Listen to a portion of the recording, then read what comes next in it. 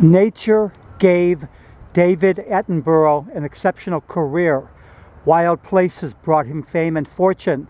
Wild Places, presented by David Attenborough, have captivated millions of people with wonderful scenes of nature and wildlife. In the course of his long life and distinguished career, he has seen firsthand biodiversity and wild places rapidly disappear. Attenborough offers advice for saving biodiversity, nature, and humanity.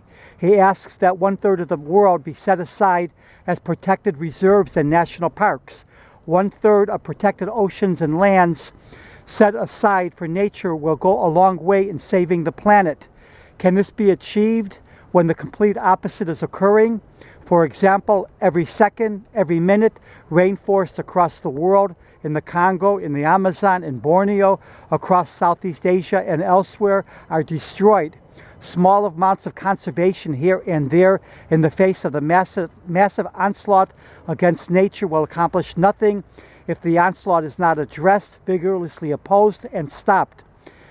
David Attenborough asked for people to eat less meat. Some vegans are upset because they believe Attenborough, as a man that has gained so much from animals, should advocate for an end to the consumption of animals. There is no doubt that if people eat less meat, many wild places would face less pressure, adverse climate change would improve, people would be healthier, there would be a whole lot less pain and suffering in the world, and more. But this is not the direction in which mankind is moving. The meat industry, including the multi-billion-dollar burger joints, are not going away. As the world becomes more and more populated, as more people join the middle class, the demand for meat only increases.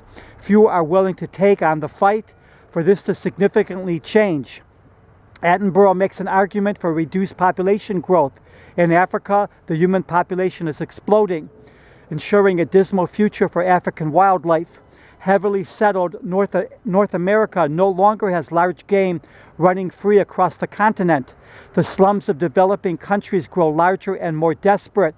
Women the world over should have access to safe birth control so that they can decide how many children they want. Is this happening? Is there anyone willing to take on the powerful religious clerics, institutions, and others that vigorously oppose safe forms of family planning and disease prevention, such as condoms? Attenborough is hopeful that there is a new generation that views the world as a finite place with limited resources, unlike older generations that viewed the world as endlessly exploitable. Unfortunately, there are countless people of all ages that do not see the world as a finite place. Countless people believe there is infinite life, and that even if Earth is destroyed, there is an afterlife paradise that awaits. Religion and securing a place in paradise is more important than saving this planet for many. Religion should teach humanity to be stewards, not destroyers of the planet and of each other. Is anyone willing to take on those entrenched religious beliefs, religious institutions, and others that could care less about protecting nature, biodiversity, and the future of mankind on Earth? Conservation and human survival go hand in hand. What should be done to save the planet and what is being done are completely different. Less greed, less selfishness, less hate, less war, less violence. Far more sacrifice and struggle are needed.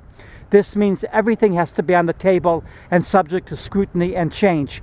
Conservation itself must stop being a mostly elitist, ineffective business that enriches a few people and organizations. The fact that countless people would rather expend their energy on hatred or violence towards those different than themselves instead of on working together to save the planet does not bode well for the future, especially if this hatred continues to be ignored or downplayed.